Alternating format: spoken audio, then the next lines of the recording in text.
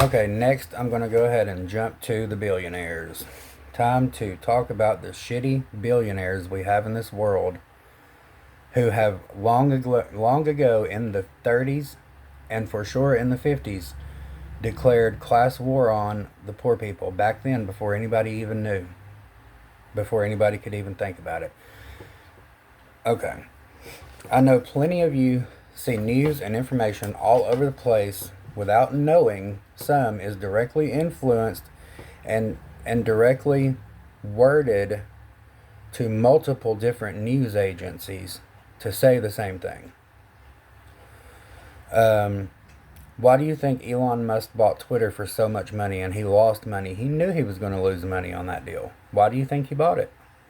Because it's influence. He immediately had all those people up under him. Breaking news, which I am not happy with. Jeff Bezos, I just heard this yesterday. Jeff Bezos is going to be trying to purchase CNBC now. So now they have CBS in their pocket with the settlement to Donald Trump just to get a merger with Skydance, whose son is a fucking Trump sycophant. It's so disgusting. Um, Now they're going to have some of NBC. Pretty much, it's all going to be fake state fucking news. Um, why do you think Rupert Murdoch came over here and bought up? Let's see, he owns Fox News, Wall Street Journal, the New York Post. He owns multiple smaller news outlets. Why do you think he came over here and bought all that? Strategically, that's what he done strategically. He came over here and bought the news channels up. That way he can control the narrative of how we feel. People don't see that these news agencies, look who owns them. I mean, we have to start doing our own research and getting our own news, because the mainstream legacy news, all of them. Newsmax has an agenda. AON has an agenda. CNN has an agenda. So these are only the obvious ones, too. They need these outlets to influence your opinion. They really do. They need these outlets so they can influence our opinions, and then once they influence our opinions, they are in with politics. And we'll see what comes out of this Rupert Murdoch case in court, where Donald Trump is suing him because I don't believe he'll fold. Rupert Murdoch is going to take Trump down in this. He's not going to fold. And they also don't want us to know that they have a stranglehold on our natural resources and our produced resources. They took control of this way back in like 1956. This was their idea, to take, if they could take control and grab all resources, natural number one. If they can capture and control all the natural resources, of course they can control all the produced resources, because they're the ones producing them. The idea and concept was developed in the 1950s by the political elite, and the billionaires were needed to fund it all. So the political elite in the 1950s come up with this idea, and they realize they do not have the money to do and accomplish the things they want to get done. So they drag in the billionaires and do favors for them and let them tell them what to do, basically, as long as they'll pay to get their agenda through. The politicians in the 50s ran to the wealthy, offering tax dollars in exchange of endless money to back their campaigns. Why do you think Bill Gates is buying up all of our seeds and all of our plants? And he makes them where the seeds do not reproduce. Okay. He then bioengineers them to not reproduce more than once, meaning the seeds don't grow, and they are engineered that way. That way you have to buy more. Period. That way lets him take all control of these plants forever. Hell, it's actually illegal for one of his farmers to even try to replant a seed. It is illegal. They are required to purchase new seeds each growing season from Gates Company that holds the patent. And they have a contract with them. So if they catch them purchasing other seeds, he has a patent to the plants, and he has a patent to the plant food that grows the plants. On top of that, he charges royalties to even use his seeds. You have to pay to even use them. You have to pay a fee, yearly fee, to use his seeds. Okay, my passion against the billionaires is huge, but now I will move on to another of today's topics, because I could go on about that shit all day long. I could see that. I could go on about that all day long.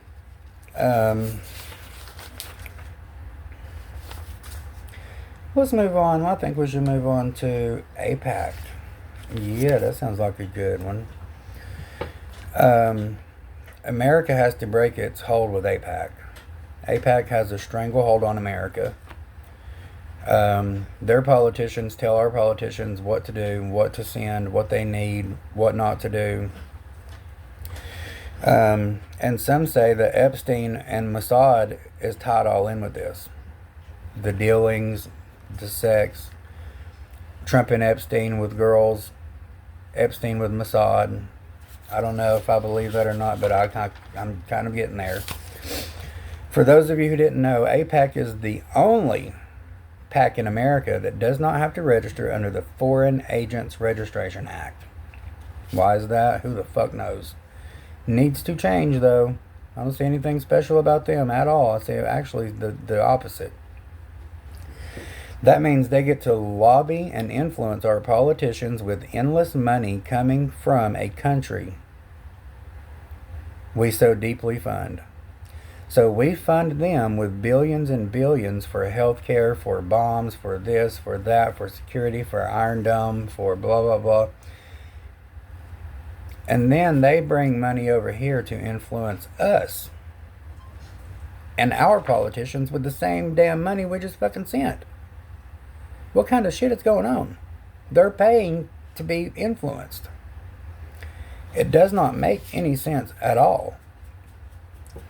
With the current administration sucking Netanyahu off constantly because Donald Trump is a suck-off. He likes to suck off everybody he can get something out of. He likes to drink every drop he can.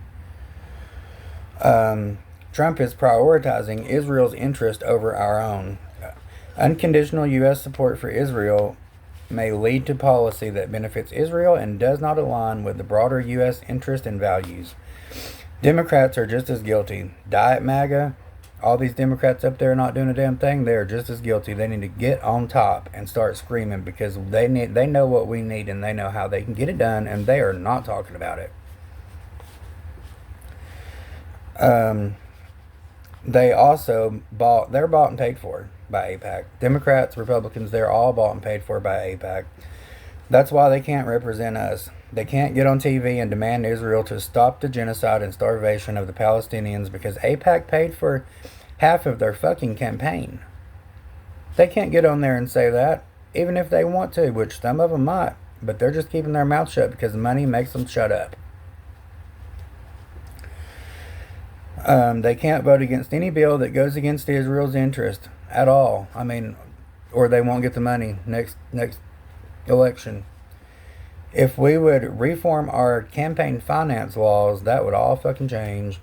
Make them register under the Foreign Registry Act, change our finance campaign laws, all that would change. That would be totally different. We would be back talking about Americans, talking about what Americans need and how to get it done, instead of talking about all the other money from all the other countries that influence our shit every year.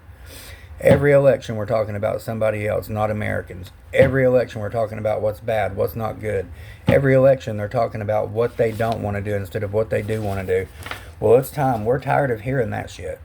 We're ready to hear what is going to get done for the American people. Majority, 60% living paycheck to paycheck. I don't give a fuck about the 1%. Don't give a fuck about 10%, honestly. Top 10%, 20%, they're living just fine. I don't give a fuck about them. The ones living paycheck to paycheck are the ones that our politicians need to start worrying about. Period.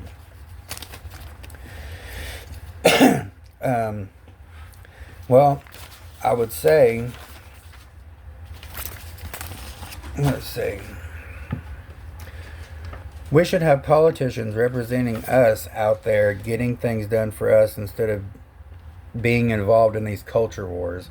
We've seen from Mamdani that if you get out there and say and talk about what you want to do, which are good things that are very popular with the American public, what Democrats are trying to do, get out there and talk about what you're trying to do and tell people over and over, and they will love it. They will come to you. They'll be drawn to you.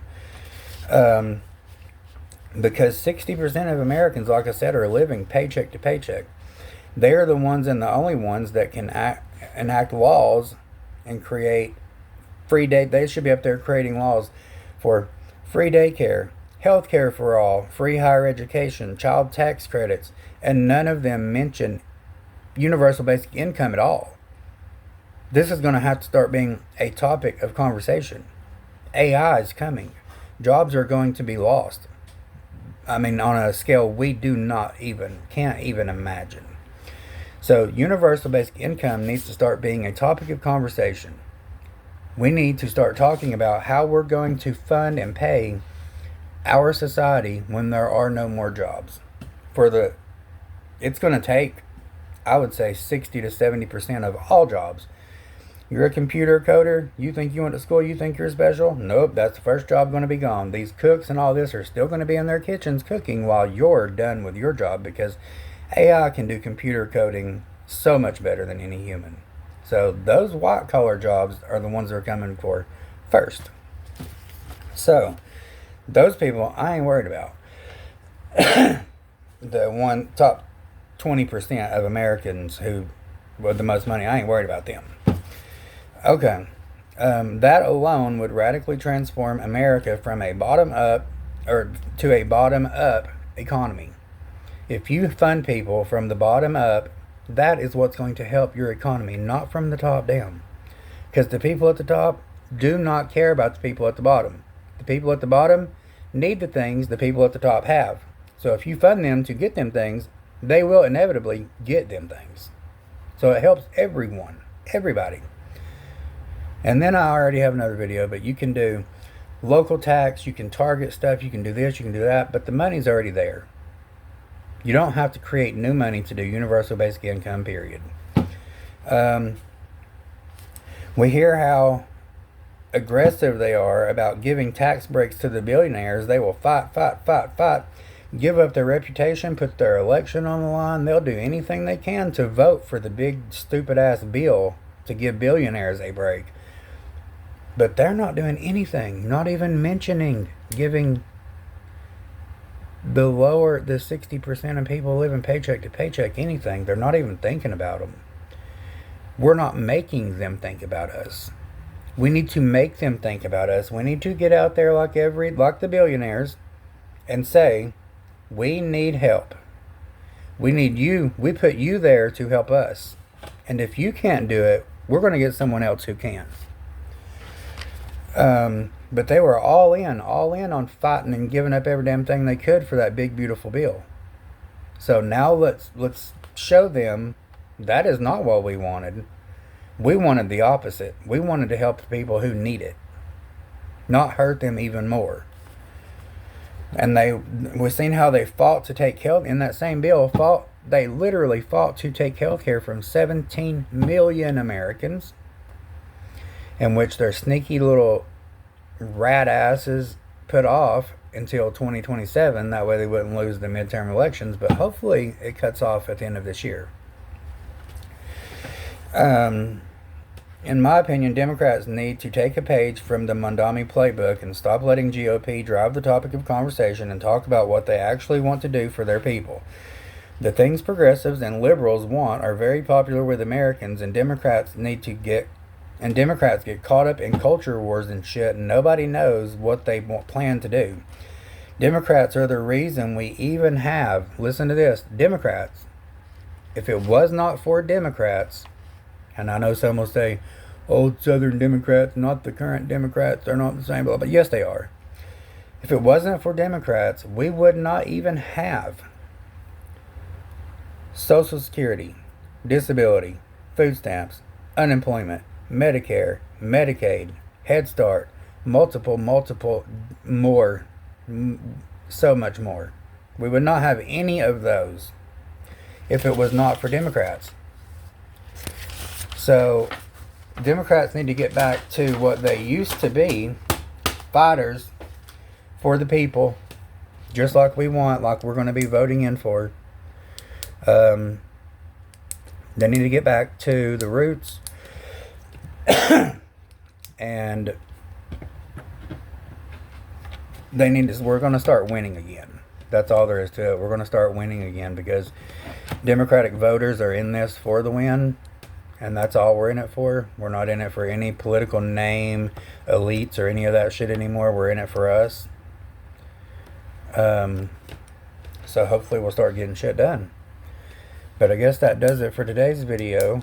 Remember to please start liking my videos, because when you do, it helps me on the algorithm. But remember to subscribe, and follow for more content if you like it.